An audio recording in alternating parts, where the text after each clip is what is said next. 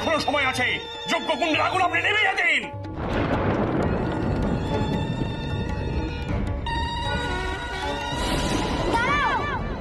যজ্ঞকুণ্ডের আগুন তোমরা নিভিও না, তাহলে যে বড় অমঙ্গল হবে।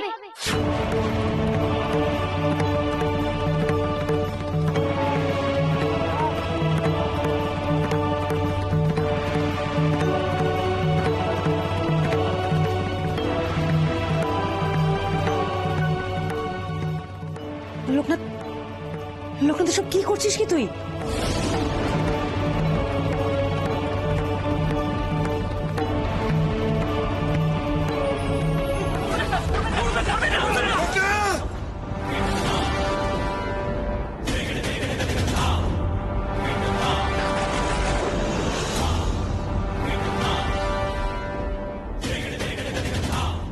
আমি আদেশ দিচ্ছি, এই মুহূর্তে আপনারা এখান থেকে বেরিয়ে যান, না হলে কিন্তু। শান্ত হও নিশিকান্ত। এই সমস্ত কুমতলবী মানুষের ফাঁদে পা দিও না।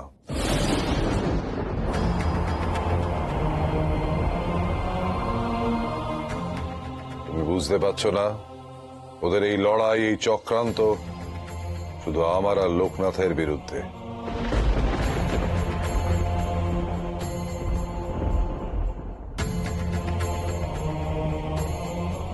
নিশিকান্ত, ঈশ্বরের মহান সৃষ্টি এই মনুষ্য জাতি।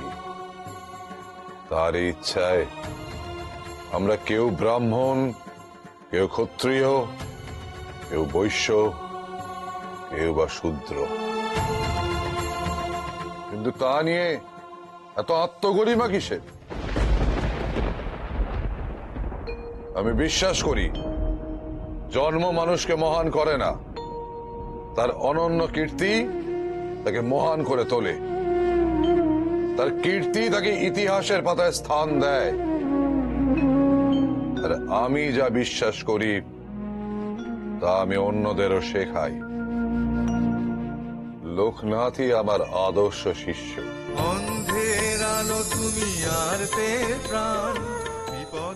ও এই বয়সে যে শিক্ষা সংস্কারের পরিচয় দিয়েছে, দুর্ভাগ্যক্রমে তোমাদের মতো অভিজ্ঞ ব্রাহ্মণদের নেই।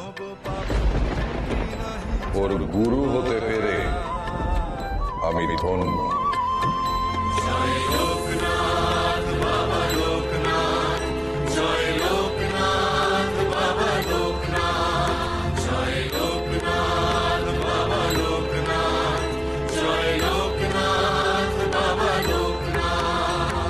আপনার এই অপমান কিন্তু আমরা মেনে নেব না জমিদার মশাই। ওই ভগবান গাঙ্গুলি আর লোকনাথের প্ররোচনায় আপনি ব্রাহ্মণ কুলের বিরুদ্ধে গিয়ে এই কাজ করেছেন। তাই আজ থেকে আমরা সবাই আপনাকে এক ঘরে করলাম। দেখি কেমন করে জমিদার হয়ে রাজত্ব করেন আমাদের উপর। এই চলো চলো সবাই, চলো। আমিও আপনাদের এক ঘরে করলাম। আমার জমিদারিতে থেকেও আপনাদের এক ঘরে হয়ে থাকতে হবে। মনীষী, এ তুই কি করলি বাবা? কি অলক্ষণে কাণ্ড করলি বল দেখি। বামুন পুরোহিতের অভিশাপ এ যে বড় গায়ে লাগে। তুই ওদের রাগিয়ে দিলি। এত ভাবছো কেন গো? যে বাড়িতে নন্দগোপাল আছে সে বাড়িতে কিসের এত ভয়? আচ্ছা জি মহাশয়, এবার তাহলে আপনি নামকরণের অনুষ্ঠানটা শুরু করুন।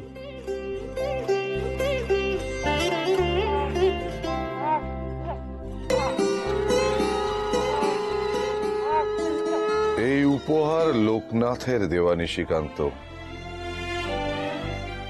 আমি চাই লোকনাথই এর নামকরণ করুক। লোকনাথ, একটা নাম দে। ভগবান শ্রীকৃষ্ণের কৃপায় জন্মাষ্টমীর পূর্ণ লগ্নে এই বাচ্চা আমি উপহার পেয়েছি।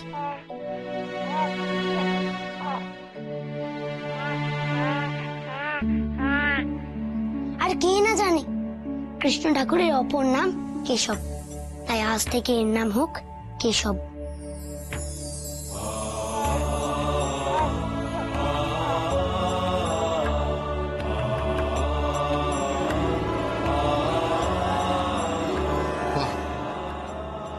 বাহ লোকনাথ, কি সুন্দর তুমি নাম দিলে বাবা। কেশব, কেশবকান্ত রায়। ধন্য তুমি লোকনাথ, ধন্য।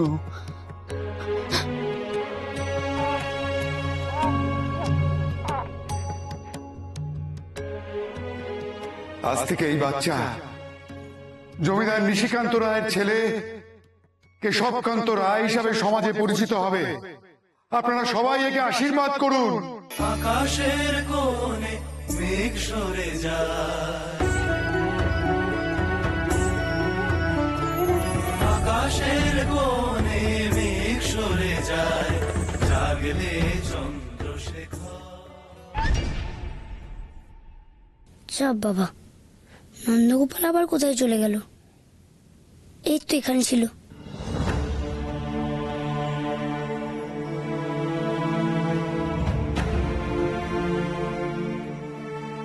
নন্দগোপাল, কোথায় গেলে তুমি? নন্দগোপাল কোথায় চলে গেল? বড় মুশকিলে পড়ে গেল দেখছি। ও নন্দগোপাল, আমার একটা কথা যদি শোনে। নন্দগোপাল,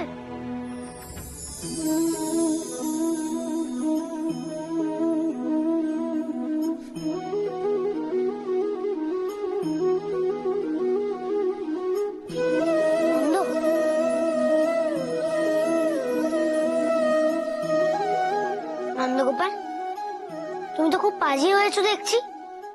কথা বলতে বলতে চলে এলে কেন? আমি তোমাকে কখন থেকে খুঁজে যাচ্ছি।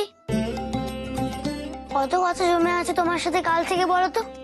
সেই কথাগুলো বলবো বলে তোমাকে কখন থেকে খুঁজে যাচ্ছি, আর তুমি এখানে দাঁড়িয়ে আছো। আমি যে জানতাম তুমি ঠিক আমায় খুঁজে নেবে, তাই তো এখানে নিশ্চিন্তে দাঁড়িয়েছিলাম। আচ্ছা, খাট হয়েছে, এবার বলো তো কি বলবে? বললে কি আর শেষ আছে গো? কত কথা জমে আছে তোমার সাথে, সেসব বাদ দাও। তুমি বলো তো, তোমার নামটা পছন্দ হয়েছে তো? বারে, কেন পছন্দ হবে না? আমি তো খুব খুশি। তুমি যে আমার নামেই নাম রেখেছো। বাহ, একটা চিন্তা আমার ঘাট থেকে নামলো। আমি শুধু ভাবছিলাম তোমার যদি নামটা পছন্দ না হয়। যাকে সেদিন কি তুমি এই ঝড়ের কথাই বলেছিলে নন্দগোপাল? শুধু হাসলে হবে? বলতে হবে তো, না হলে আমি জানবো কি করে তুমি যা বলছো আমি ঠিকঠাক বুঝছি কিনা? জানো, তোমার মুখ থেকে ওসব শোনার পর আমার কাল থেকে ভালো করে ঘুমই হচ্ছে না। মনে হচ্ছে এই বোধহয় কোনো একটা বিপদ হলো।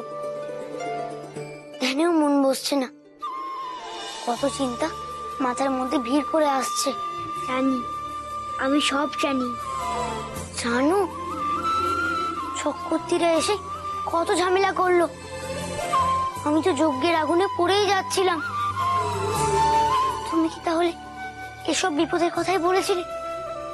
বলো না নন্দগোপাল, তুমি তো সব জানো বললে।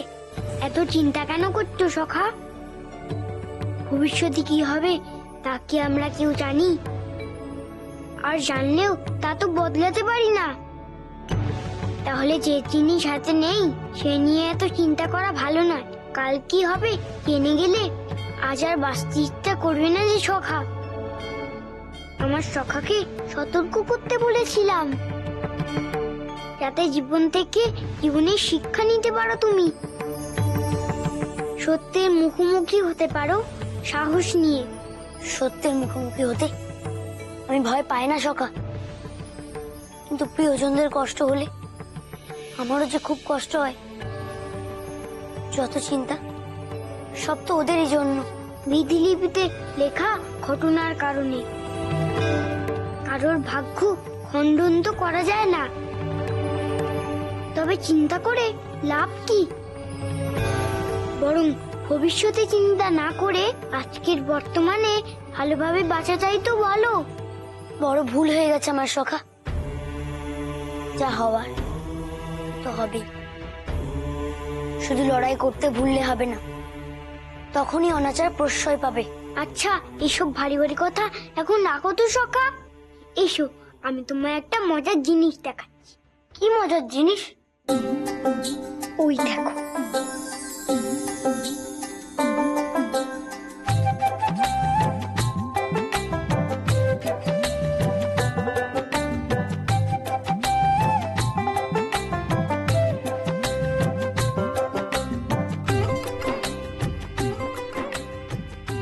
ওমা, বিশ্বরাজে অন্নপূর্ণা দিদিকে ডাকছে। কিন্তু নন্দগোপাল, দেখো, অন্নপূর্ণা দিদি কিছুতেই বিশ্বদাদার কাছে যেতে চাইছে না। কি করে যাবে? দেখছো না বড়রা সবাই ওখানে দাঁড়িয়ে আছে। কি ভাববি বলো তো? তাও ঠিক, আমি একটু দাঁড়াও, অন্নপূর্ণা দিদিকে বরং কোনো আছিলায় ডেকে আনি। না, একদমই না। সে কি? কেন?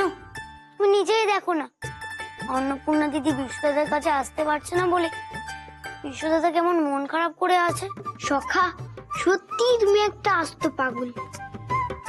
দুদিন পরেই তোমার অন্য দিদি আর বিশ্বদাদার বিয়ে, তুমি কি ডাকবে কেন? দেখবে একটু পরেই তোমার অন্য দিদি নিজেই চলে আসবে তোমার দাদার কাছে।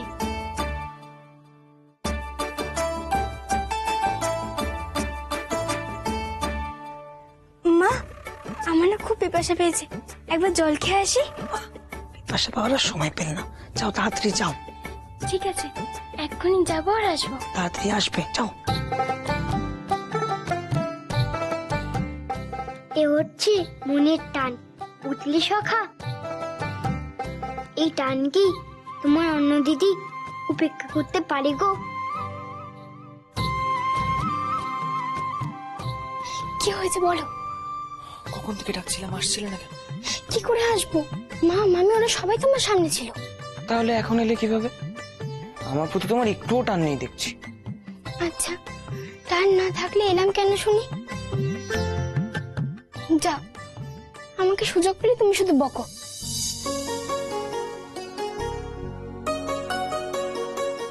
আচ্ছা বাবা, আমার ঘাট হয়েছে, আর বকবো না। ওমা, করছো কি? কেউ যদি একবার দেখে না তাহলে কি হবে বলো তো? একটু শান্তিতে নিজের বউয়ের সাথে কথা বলবো, তারও উপায় নেই। বুঝলে সখা, কি বলেছিলাম?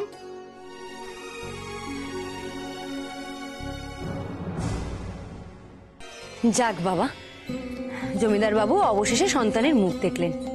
সবাই কি খুশি বলো দেখি? তা ঠিক হবে না বলো? এতদিন পর বাড়িতে নতুন লোক এলো, তবে যাই বলো, যা হয়েছে আমাদের লোকনাথের জন্যই হয়েছে। হ্যাঁ, কিন্তু একটু আগে যা ঘটনা ঘটলো, আচ্ছা বামুন পুরুতরা কেন শুধু শুধু গায়ে পড়ে ঝগড়া করতে এলো বলো দেখিনি? ও দিদি, ওরা তো কাল আমাদের বাড়িতেও এসেছিল গো, আমাদের এক ঘরে করে দেওয়ার হুমকিও দিয়েছে। তোমার ছেলেটা কাল ওখানে না থাকলে যে কি হতে পারতো না, সে কি বলবো। সে কি, লোকনাথ কাল ওনাদের সঙ্গে ঝগড়া করেছে? হ্যাঁ গো দিদি, কিন্তু এতে লোকনাথের কোনো দোষ ছিল না।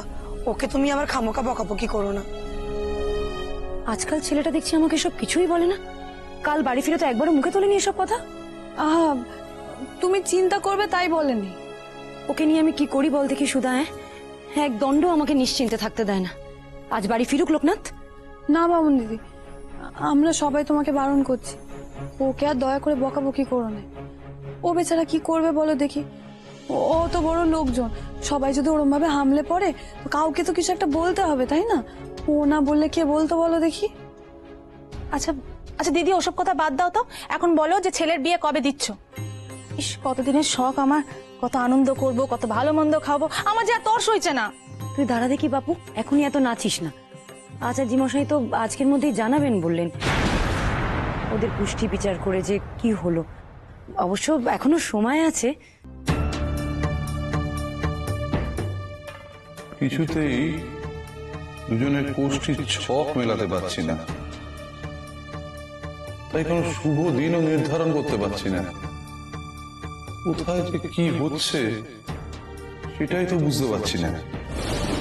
ঠাকুর এখনো কেন কিছু জানায়নি সে তো আমি জানি, কিন্তু বামুন দিদিকে কি করে বলি যে বিশ্বর অন্য ছক মিলছে না কিছুতেই? হ্যাঁ রে সুধা, তুই কি কিছু জানিস?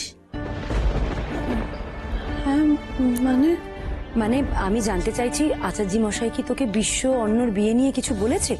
মানে কোনো দিনক্ষণ কিছু তুই জানিস?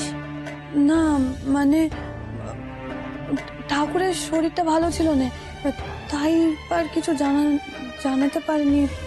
আমি তো কিছু জানি না। ও আগে বলবি তো, আমি এদিকে শুধু শুধু চিন্তা করে মরছি। আচ্ছা দিদি, তুমি শুধু শুধু কেন এত চিন্তা করছো বলো তো? আচার্য ঠাকুর তো আছেন, দেখবে সব ভালো হবে। সে জানি, উনি তো আমাদের ভরসা রে। লোকনাথটা কোথায় গেল বল দেখি? উফ, এই ছেলেটা না আমাকে দু দণ্ড একটু শান্তিতে বসতে দেবে না। তুমি মিছিমিছি চিন্তা করো না তো, তোমার ছেলে দিব্যি আছে, বদ্দার বিয়ে বলে কথা, দেখবে খুব আনন্দে আছে কোথাও একটা। হ্যাঁ সে তো আনন্দেই থাকবে, কিন্তু সে মায়ের আনন্দের কথা কি একবারও ভাবে বল দেখি? যেভাবে যজ্ঞকুণ্ডের সামনে গিয়ে বসলো। আচ্ছা আজকে যদি বামনরা ওকে কোনো অভিশাপ দিয়ে দিত তাহলে কি হতো বলতো? হ্যাঁ এই ছেলেটা না একদিন একটা বিপদ বাদিয়ে তবে ছাড়বে। দাঁড়া, আমি লোকনাথকে কান ধরে টেনে নিয়ে আসছি। এবার তাহলে আমি আসি, ওদিকে বোধহয় সবাই আমার খোঁজ করছে। কেউ খোঁজ করছে না, দেখলে না সবাই পুজোর কাছে ব্যস্ত। না না, আমার খুব ভয় করছে। আচ্ছা ভয়ের কি আছে, কদিন পরেই তো আমাদের বিয়ে হবে, আর বিয়ের পর তোমার রক্ষার দায়ভার কার? আমারই তো। আচ্ছা অন্য, দুদিন বাদেই আমাদের বিয়ে, তোমার কি এখনো আমার উপর ভরসা নেই? কি করে ওকে বোঝাই? আমার ভয় তো শুধু লোকলজ্জার নয়, তার চেয়ে বড় ভয় আগের দিনের রাতের স্বপ্ন। কি জানি কেন এমন একটা স্বপ্ন দেখলাম। আচ্ছা তুমি কি এখানে দাঁড়িয়ে থাকতে এলে? কোথায় একটু নির্জনে গল্প করতে এলাম, আর উনি ব্যস্ত নিজের ভাবনা। না না, ভাবনা না, এক দুশ্চিন্তা, স্বপ্ন। স্বপ্ন? কি স্বপ্ন? নন্দগোপাল, আমার মনে হয় অন্নপূর্ণা দিদি খুব ভয় পাচ্ছে। বিশ্বদাদা অন্নপূর্ণা দিদিকে আটকে রেখেছে কেন বলো তো? এমন ভয়ঙ্কর স্বপ্ন দেখলে দুশ্চিন্তা হবে না? স্বপ্নটা দেখার পর থেকে কেমন শুধু আজে বাজে চিন্তা মাথায় আসছে। কিছু হবে না তো? কিচ্ছু হবে না, তুমি শুধু শুধু ভয় পাচ্ছ। আরে স্বপ্ন কখনো সত্যি হয়? কিন্তু কিন্তু আমার মন তো মানছে না, বারবার মনে হচ্ছে কোনো খারাপ কিছু হবে। আরে বাবা, খারাপ যা হওয়ার ছিল সব তো কেটে গেছে, কদিন পরে আমাদের বিয়ে, আর খারাপ কি হবে? আর হলেও আচার্য ঠাকুর তো আছেন, চিন্তা কি?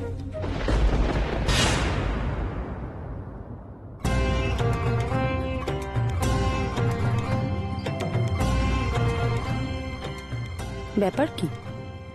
লোকনাথ আজ বেনিকে ছেড়ে একা একা এখানে দাঁড়িয়ে কি করছে? ও কি দেখে এমন হাসছে নিজে নিজেই? দাদা কি বলছে বলো তো নন্দগোপাল? যা বাবা, আবার কোথায় চলে গেল?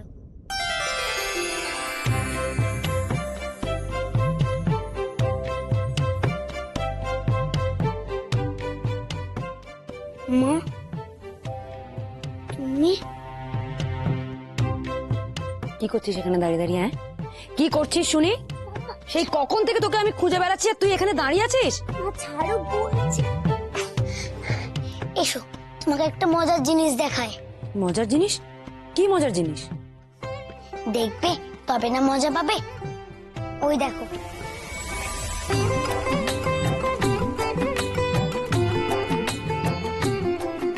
বিশ্বদাদার অন্নপূর্ণা দিদি কেমন লুকিয়ে লুকিয়ে গল্প করছে। ইস, ছি ছি ছি ছি লোকনাথ, এইভাবে কেউ বড়দের কথা শোনে? হ্যাঁ কোথায় তোর বড় দাদার অন্য দিদি কথা বলছে, তুই সেগুলো দাঁড়িয়ে দাঁড়িয়ে দেখছিস কেন রে বাঁদর? তোর কি কোনো লাজ লজ্জা নেই? চল চল বলছি। দেখেছো নন্দগোপালটা কেমন পাজি, আমাকে ডেকে দেখে এখন নিজেই লুকিয়ে পড়েছে। এ কি, তোমরা এখানে কি করছো? এই নাও প্রসাদ নাও, তুমিও নাও।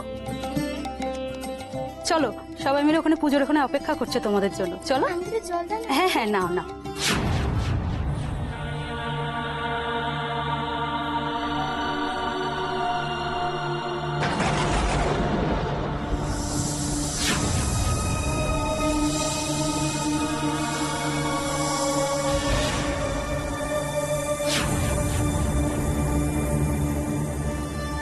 কিরে দাঁড়িয়ে রইলি যে বড়, চ।